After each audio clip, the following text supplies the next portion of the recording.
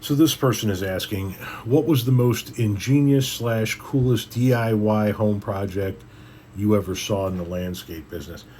And I don't know what the most ingenious DIY home project I've ever seen was, but I do know that over the course of my landscape career, I got to see a lot of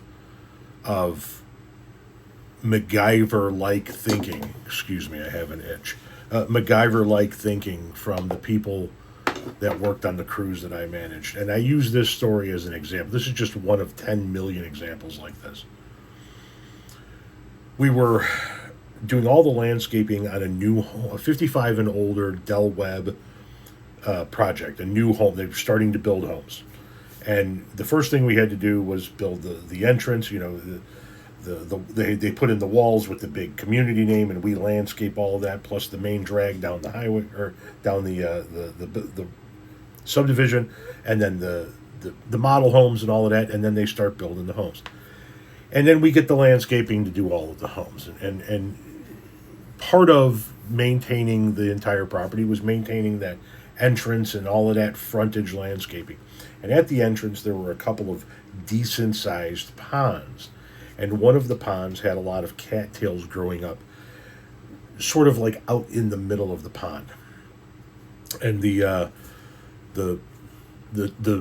builder, Del Webb, who was still supervising the site because the homes were still being built, asked us if we could get those cattails out. So my guy, my main foreman there, Tony, he gets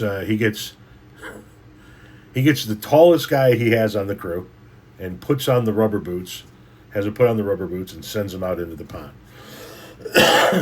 And old boy took step, sank like a stone. Okay, the pond's deeper than we had anticipated because we didn't excavate the pond initially. We just landscaped around it. So Tony gets to thinking and he disappears into the job site, says, I'll be right back. And he comes back and he's got a pallet and some of that foam board that they put on the outside of the house before they put the siding on, and some zip ties and a coal shovel. And he puts this foam underneath the pallet and zip ties this shit all together, and then goes and gets the smallest guy he's got on the crew, puts his ass on the pallet, hands him a coal shovel, and he paddles his ass out to the cattails. He pulls all the cattails out and he paddles his ass back. And in and of itself, it's like, it's not terribly ingenious, right? It's not earth-shattering. If you stopped and thought about it long enough, maybe a handful of people on the site could have come up with it. But it was just every day with stuff like that, where it was like, man, we've got a problem to solve here that's a little bit outside the box. No worries. Tony could take care of it, man. Tony was a dream come true to any project manager like myself.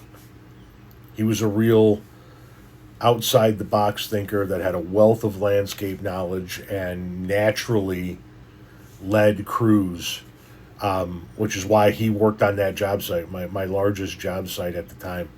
And he had over 35 guys there, 3 Bobcats, a couple of dump trucks, and they direct reported there every day, all day, every week, all week. That's all they did was that project. And he was a, forgive the terminology considering I'm an atheist, but he was a godsend.